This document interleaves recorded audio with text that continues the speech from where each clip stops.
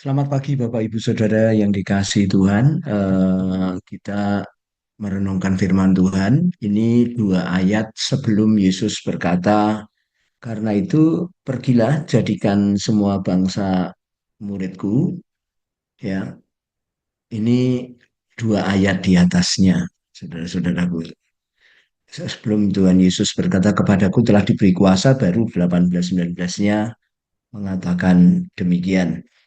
Nah, kita sebagai murid punya tugas, Bapak Ibu Saudara, bukan hanya untuk bersaksi, memberitakan Injil, saudara-saudaraku, dan menjadikan orang-orang itu murid Kristus, tetapi kita juga harus memuridkan, menjadi murid dan memuridkan. Nah, di sini Bapak Ibu Saudaraku supaya Anda dan saya lebih giat dan terus dalam menjalankan amanat agung, ya, karena pelayanan kita, saudara-saudaraku, yang simpel, mudah, dan terus harus kita kerjakan sampai kita dipanggil Tuhan kembali ke sana adalah itu, ya Bapak Ibu Saudara, ya.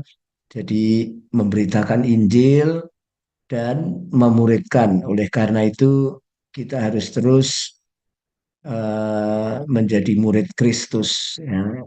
Dan yang kedua supaya Anda dan saya lebih giat lagi, saudara-saudaraku, eh, dan tekun dalam menjalankan amanat agung ini. Yang kedua supaya Anda dan saya lebih berfokus kepada Tuhan Yesus, saudara-saudaraku, dan supaya Anda dan saya lebih saling meneguhkan, bergandengan tangan, Bapak Ibu Saudaraku, dan sebagai murid Kristus itulah yang harus kita kerjakan, Bapak Ibu Saudara, ya. Nah, firman Tuhan yang saya ambil di sini adalah Matius 28 ayat 16 dan 17. Itu mengatakan demikian. Dan ke-11 murid itu berangkat ke Galilea, ke bukit yang telah ditunjukkan kepada mereka. Ketika melihat dia, mereka menyembahnya, tetapi beberapa orang ragu-ragu. Bapak Ibu Saudara, ini Yesus memanggil muridnya dan berjanji di Galilea mereka akan melihat Yesus terangkat ke surga, supaya tujuannya itu mereka yakin, pasti, tidak ragu-ragu. Dan ayat 18-nya Tuhan Yesus berkata, eh, kepadaku telah diberikan kunci, gitu ya, saudara-saudara, ya. Dia berkuasa di bumi dan di surga. Nah, tetapi ternyata di ayat 17 akhirnya masih ada murid yang ragu-ragu. Saudara-saudara, ya, murid yang ragu-ragu. Nah, bahkan beberapa murid Tuhan Yesus dikembangkan, saudara-saudaraku, oleh para rasul, teman-teman rasul berikutnya. Contohnya adalah Markus, Yohanes, Markus, saudara-saudara, ya. Nah, eh, kita akan melihat, saudara-saudaraku, di ayat ini, ya, mereka berangkat ke tempat yang dijanjikan Tuhan, yaitu di Galilea, saudara-saudara. Mereka dijanjikan ketemu Tuhan Yesus di sana setelah Tuhan Yesus bangkit dari kematian, saudara-saudara, ya. Mereka dijanjikan di sana. Nah, apa yang mesti kita lihat, kita pahami betul-betul, saudara-saudaraku, adalah di sini ada empat hal yang kita harus lakukan, saudara-saudaraku. Ya, yang pertama adalah kita bersama-sama berangkat ke tempat yang dijanjikan Tuhan, saudara-saudara, ya. Alkitab berkata, dan ke-11 murid itu berangkat ke Galilea, karena memang dijanjikan Tuhan ketemu di Galilea, saudara-saudaraku. Artinya kita sedang dalam perjalanan menuju janji-janji yang Tuhan sudah janjikan di dalam kehidupan kita. Sejak kita lahir baru, kita ketemu Tuhan Yesus, kita terima Yesus dalam hati kita sebenarnya sedang dalam mulai mulai dan sedang perjalanan menuju janji-janji Tuhan, menuju sebuah kehidupan yang rohani dan ilahi, saudara-saudaraku. Kita mulai akan berjalan, sedang akan berjalan menuju tidak lagi kehidupan yang duniawi, tetapi kehidupan yang rohani dan penuh keilahian. Nah, Bapak Ibu Saudara, mari kita memiliki nilai-nilai sedikit pun kita jangan berpaling, Bapak Ibu Saudaraku, bahwa kita sedang menuju perjalanan yang rohani dan keilahian itu. Kemudian saudara-saudaraku, di dalam perjalanan itu kita menjadi dewasa di dalam hal-hal yang rohani, penuh dengan karakter ilahi, karakter kealahan, saudara-saudara. Jadi eh, yang dimaksudkan adalah kita, saudara-saudara, diminta untuk perjalanan menuju Galilea adalah perjalanan yang rohani, Bapak Ibu Saudaraku, adalah kehidupan yang rohani itu dimulai, memiliki kedewasaan penuh karakter ilahi. Kemudian kita tahu bahwa kita dijanjikan memiliki hidup yang kekal. Bahkan sejak kita terima Tuhan Yesus, nama kita tertulis di dalam surga, saudara-saudaraku. Alkitab mengatakan demikian. Begitu kita menerima Tuhan Yesus dan kita melakukan pekerjaan-pekerjaan ini, nama kita tertulis, berarti keyakinan, berarti kepastian akan janji itu sudah ada, saudara-saudaraku, sebelum kematian yang kedua, saudara-saudaraku, kita bisa mengerjakannya. Ya, nama kita tertulis di surga, saudara-saudaraku. Jadi tidak ada keraguan lagi. Dan kita harus ingat bahwa dalam perjalanan yang menuju janji-janji Tuhan di atas, saudara-saudaraku, ada penyertaan Tuhan. Tuhan menyertai kita, saudara-saudara. Tuhan membimbing kita. Tuhanlah yang guru kita, saudara. Tuhanlah guru kita. Kita belajar dengan Dia yang mengatakan bahwa Dia lemah lembut dan murah hati. Nah, Bapak Ibu Saudaraku, kita yakinkan bahwa setiap hari, setiap waktu kita sedang berjalan menuju janji Tuhan, yaitu kehidupan yang rohani dan ilahi, kedewasaan penuh. Nah, dalam karakter ilahi, saudara-saudara, tentu ada prosesnya. Hidup kekal, bahkan namaan kita sudah tertulis di surga. Dan kita harus ingat bahwa Tuhan menyertai kita dalam perjalanan yang dijanjikan oleh Tuhan itu. Kemudian yang kedua, Alkitab juga mengatakan, saudara-saudaraku, bahwa mereka melihat Yesus. Mereka melihat Yesus ada di situ. Ya, di bukit itu mereka, saudara-saudaraku, melihat Yesus, saudara-saudara. Nah, ketika kita terus-menerus, saudaraku, hidup kita ini berfokus kepada Yesus, saudara-saudaraku, itu yang diinginkan. Itulah yang diinginkan, bahwa hidup kita berfokus kepada Yesus. Nilai-nilai Yesus, saudara-saudara, perkataan-perkataan Yesus, kehidupan Yesus. Sebab kita tahu bahwa perjanjian lama banyak sekali juga yang menceritakan tentang Yesus, menubuatkan tentang Yesus.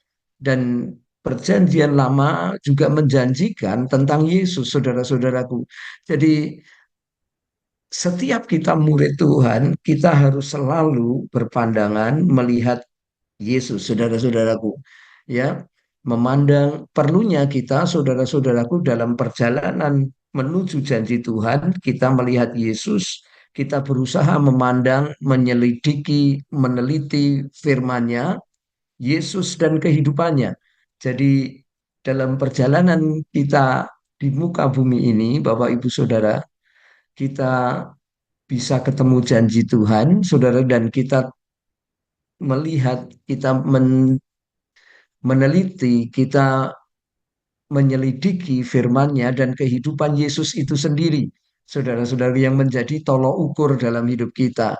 Nah, kita berjalan bersamanya, saudara-saudaraku. Amsal mengatakan, akuilah dia dalam segala lakumu, maka dia akan meluruskan jalanmu, dan jangan bersandar kepada pengertianmu sendiri.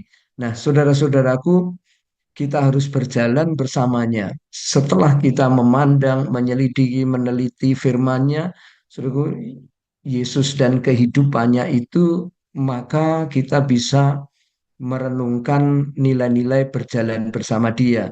Kemudian yang bandingkanlah kehidupan kita bukan dengan yang lain, tapi bandingkan kehidupan kita dengan perjalanan kita bersama Dia, dengan firman-firman yang kita teliti, kehidupan Yesus yang kita teliti, saudara-saudaraku, yang kita selidiki itu menjadi sebuah bandingan apakah hidup kita sudah sesuai dengan yang kita temukan dalam penyelidikan, dalam penelitian firman-Nya itu. Bapak Ibu Saudara, kita sebagai murid, kita harus benar-benar meneliti itu, membandingkan itu, Bapak itu mempelajari itu, Bapak Ibu Saudara, sehingga kita bisa berjalan bersama Dia.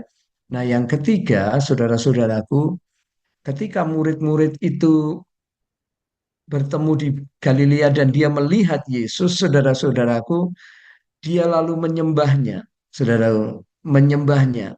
Yang dimaksud adalah kita mulai mengidolakan Yesus lebih dari yang lain, bukan mengidolakan yang lain lagi, saudaraku, tetapi Yesus menjadi idola yang sangat presisi bagi hidup kita, saudara-saudara.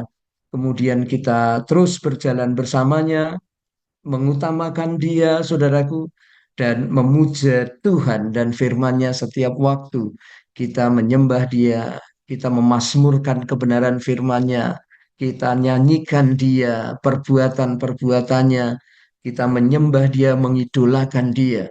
Itulah nilai-nilai kita selalu menyembah Yesus, saudara-saudaraku. Kita selalu menyembahnya. Karena kita tahu, saudaraku, ketika Anda mengerjakan poin yang kedua, sesungguhnya Anda akan bersuka cita. Sesungguhnya Anda akan menemukan, saudara-saudaraku, kehidupan yang berbeda, saudara-saudara, kehidupan yang berbeda.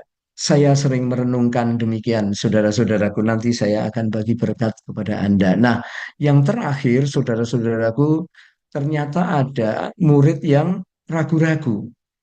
Tidak 100%, walaupun mungkin sudah dimuridkan cukup lama, tetapi masih ada keraguan juga di antara mereka. Alkitab mencatat bukan tanpa alasan atau penyebab dimuridkan oleh Tuhan sendiri, saudara-saudaraku, diajar oleh Tuhan, dekat dengan Tuhan, tetapi masih ada keraguan-keraguan, saudara-saudaraku.